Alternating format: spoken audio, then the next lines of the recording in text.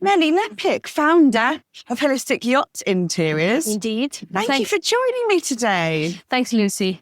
You're so welcome. And of course, Monaco Yacht Show, big pinnacle of the year for everyone. But your company is reasonably new, but you're doing some incredible projects. Let's start back. How you got into this wonderful industry in the first place. What's your story?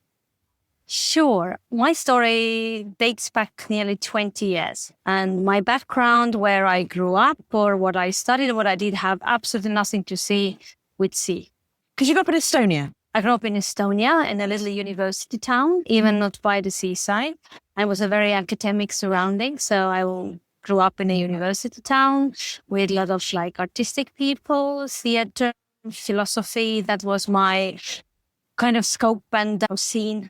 That what you loved when you were younger? Yeah, and that's what I knew about. So it was quite natural. I went to study theology. So I actually did 6 years. I have a master in theology. Oh, wow. So, which is as far as you can go from yachting. Yeah, there's a pretty diverse, there's a big jump to get. It is. Theology. It is. Well, but we get there where it actually all connected. Okay. So after I finished my studies, during the uni time, I was working in the art gallery studio. It was a hot glass studio. And anything to do with the design, anything to do with art, creativity, that's always been my thing. Okay, so passion for design. Sure. Now that's starting to make a little bit more sense in terms of yachting. So how did you get on from there to work with Superyachts?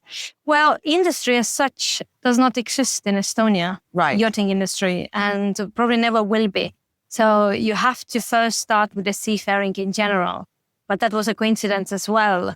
Well, I was living in Tallinn then, and my partner was in Helsinki, and it didn't make sense to rent 2 apartments in 2 different places. So I decided to move with him in Helsinki. And I didn't speak Finnish language so well. So I said, what I'm going to do, where I'm going to find work. And somebody said, but go on the boat. Because of course, between Helsinki and Tallinn, there's a lot of ferry traffic and so on. Yes. Yeah. And I said, no, I can't go to the boat because I'm scared of sea. I need a big glass of wine even to do this 1 hour crossing. No, that's not an option. But how it went, they opened the line to St. Petersburg. Back there, it was 2004. Okay. And they were looking for people who would speak Estonian, Finnish, but also a bit Russian. And I'm still coming from that era that I had some Russian at school. So I decided to go on board there and then did 1 summer there. Was interesting, but kind of hated it, the boat life. So we came back. I started to work in interior design studio and so on. But how they say, you give your 3 drops of blood to Neptune. And there was another opportunity to go on board with the fast ferries. Okay. And moving up in the world straight away, right? Yep. So I went back to sea. I stayed as a person already on a fast ferry boat for about 4 years. Then hit the first big financial crash, which was 2008. So there were mortgages. I was out of job. We need something else. And then there was an option to go to Oman. Okay. Getting more interesting by the moment. Yeah. And I even didn't know about the country, to be honest. And they had an interesting infrastructure development program. The country never had the seafaring really or passenger ferry service, although they have a really long sea line. And there was a government venture to start that luxury passenger service. And they've got all the know-how from Europe. And so I ended up building basically an interior operation for Oman and with Omanis. That was a unique experience. You must have learned such a lot. It must have been like the university. You, like a real huge learning curve. Yeah, that's the first university after the actual university. Yeah, right. And that experience was very eye-opening. Was my first fully international also experience. I stayed there for 2 years. And by then, I already had heard of yachting. Okay. I had heard of yachting. So I had this vision that I would like to join the industry. But for me, it was more like this, the snow globes for Christmas. There's all life in there, beautiful, but there is no door. You can't get in. That's such a great analogy. Yeah, you just can't get in. You don't know anyone. You just don't know how it works. But I found a way. The quite crazy experience in Oman led me to write a travel book. Right. So What did you write a travel book on? So we have a series of travel books in Estonia about Estonian people who've been working or living in the different countries anywhere. Right. So the book is always called, let's say, like My France, and then there's a subtitle.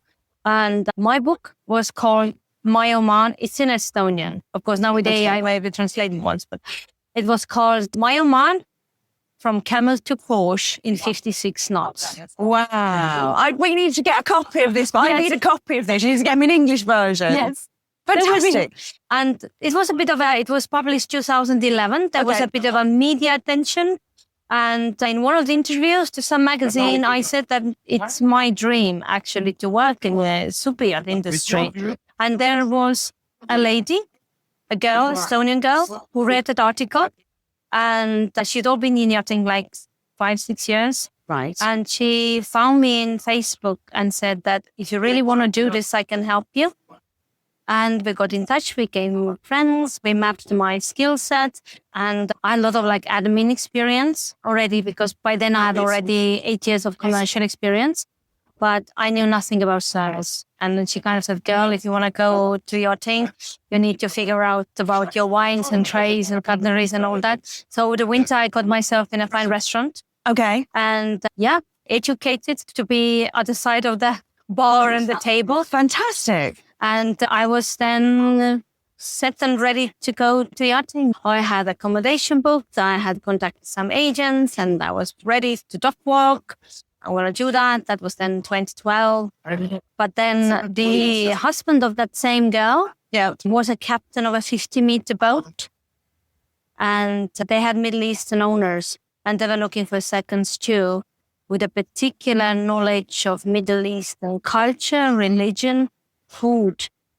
So basically a role that was absolutely made for you. Yes. Fantastic. So basically all my previous experience, starting with my actually education, came together and was my foot on the door. Wow. And that was the very first job that you had? It was the very first job I had. Fantastic. Straight on a 50-meter with... Straight on a 50-meter as a second steward. And in 6 months, I was actually chief steward there.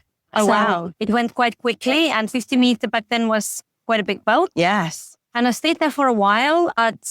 The size was never like issue for me when it comes to boats. So I used to like the bigger vessels with commercials. So I started to look forward and further to do something maybe more challenging. And the challenge came. I signed up to be a purser on a 125-meter boat. That's new a huge jump. And a new build. So you're with the project from the get-go? Yes. It was the goal about a year before the delivery. Right. So I did join as a purser. I ended up as a head housekeeper, but action duties were to assist a project manager and owner's rep to delivery of the boat, which meant that I needed to start working with the designers, with the shipyard, shipbuilders, IOCs. Was a very hard learning curve. Absolutely. It was a proper university. I'm not going to ask you which boat it was, but which part of the world? We're in Holland or Germany? We built in Greece. Okay, you got in Greece. Yes. Wow, okay. So that gives it away a little bit. But yeah. Fantastic. But that's a huge learning curve, but also just taking all of your skill sets and wrapping it up and allowing that brain to work, which is why you've got to the business that you started and what we're here to talk about, really. Yes. So that must have been the seed that planted the idea when you worked on the first new build project. Almost. I had a glimpse of it, but maybe that seed wasn't that fruitful because that experience led to a massive burnout. I actually resigned the boat after 6 months in operation, completely convinced that I'm done with sea altogether, that I've done my 10 years. Enough is enough. I thought I'm going to go back ashore. I'm going to return to my upcycling fashion design. And and I was away from the boats for a year, right? Until unexpectedly I got a call from a captain in a nursing yard, and they were building an 85-meter. I wasn't even looking, but somehow my sea was there, faith. And they asked, do I want to come to set up the boat? I said, yes. And the rest was history. The rest was history. So I I joined this build. I was the first one in interior and was quite carte blanche. I could do things my way. And I realized that's actually quite a good way and it works. And the launch was success, the operation, then the boat got sold. And after that came Monaco Yacht Apple. Very famous that we all know, that Larry Leonard design on the exterior is absolutely recognised at sea. It is. Yeah. It was the experience with Apple which gave me the first idea of how we actually should be doing the interior new builds. And that is a really good starting point to talk about the problems that interiors, especially crew, find when they haven't had at build stage the right involvement of somebody like you who really understands the operational side of the job. And now that can really just affect the running of the boat, crew morale, service, all the way down. If that's not done correctly at the beginning, it can hugely impact the job, right? Of course. Of course it does. And I'm the person always asking why. There's like a lot of whys. And then then it was like already second new build, third new build, even fourth one. And then I started to notice certain patterns, why certain things maybe don't run that well or the outcome is not so perfect. And the core reason is that the construction and operation side are not as connected as they should be. They are not, sea and land are not talking to each other the way they should talk to each other.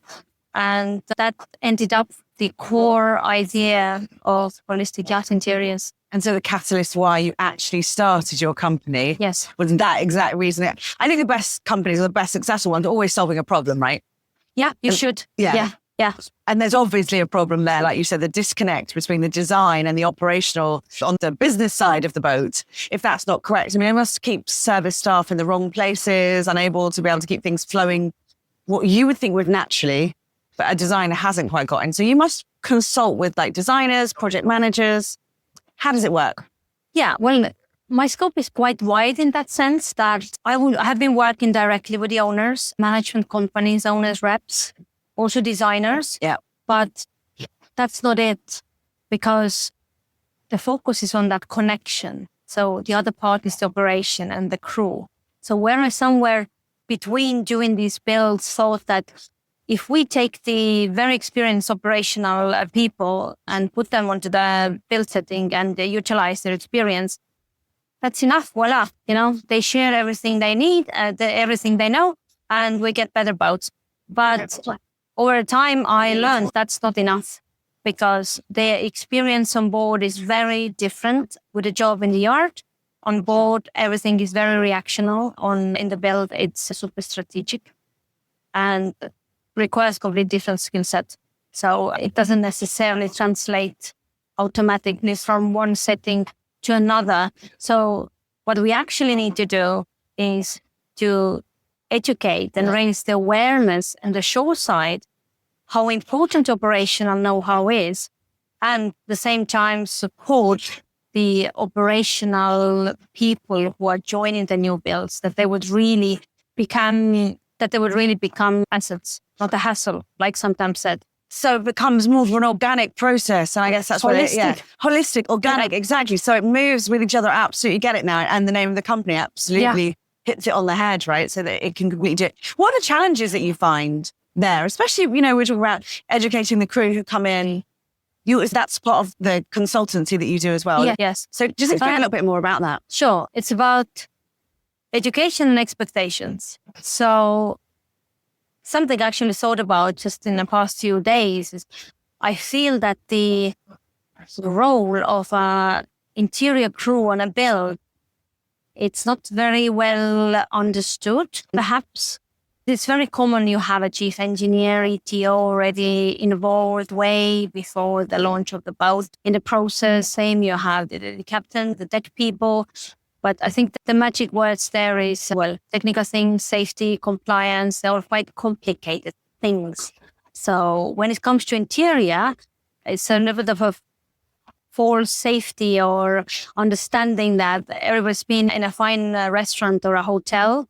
So everybody can have an opinion, and this is something what you can kind of understand. Mm-hmm. So you have a perception that it will sort it out itself, but of course it actually doesn't. It doesn't. And of course, that's the bit that the owner or the charterer, that they're seeing the front-facing things. So if they're not perfect, they're going to notice that before they're going to notice there's a problem in the engine, right?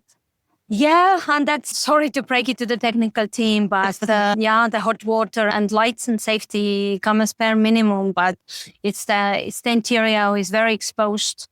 It's not necessarily only interior team, but I would say all the guest-facing roles are very exposed. And therefore, it's your first business card with a client. Yeah. And you asked that, so what we need to do? Now I talked about the shore side. But the same way, the senior people who want to maybe take on the new build job, because you've been maybe already 6-10 plus years on board. You really know your stuff. You want to have a change, you want to have a challenge, you want to have a little bit of normality. You're Monday to Friday, land-based. And that's the reason why I've been talking to crew agents, and with all the new builds now on a pipeline with all the shipyards, it's a very popular job to take. And again, the people have their experience. So you think, okay, what is it then? It's just taking the operation apart backwards. And it would be a nice thing to do. The reality, however, can be different, because you can arrive to that shipyard. You're maybe second or third person in a team to join. Perhaps you have an owner rep who visiting once in blue moon. You maybe have a captain, maybe not. There is an engineer, grumpy engineer, love to all engineers. Or maybe an ETO, and then it's you. And you sit on the desk with your empty laptop. You have the plan of the boat, the GA, which you very likely can't even read because nobody has told you what to look from it. And then you have a date in a distant future, maybe it's 6 months, maybe it's in 24 months, to set up the boat for the operation. So where do you go? Where do you start? Yeah, a huge learning curve. Tell me, it's a daunting place to be. And absolutely, because a lot rides on it. I mean, we're not talking about small projects here. We're talking about multi-million euro projects and huge vessels, because they're also getting big, which makes this role more complex, doesn't it? Yeah, it makes more complex. And there are several aspects. One thing is, of course, to create the systems, and eventually there is recruitment and supplies. But it's difficult sometimes maybe to understand the dynamics of the build between all the different stakeholders. That's why you have the yard, the designers, owner's office, management company, all these people, how all this dynamic is working. And then if your experience is only on the operation, you might not get that feeling. So your input might not have the full impact what you wish. Yes. If your brand belongs in the heart of the yachting world, this is where it happens. Yachting International Radio reaches over 1 million yachting professionals and enthusiasts every month, with 77 million impressions, 220,000 social followers, and 74,000 podcast subscribers. Our hosts are insiders, crew, captains, CEOs, trusted voices shaping the industry. This is targeted, high-impact advertising in a luxury niche. Visit yachtinginternationalradio.com/advertise. Your audience is already listening.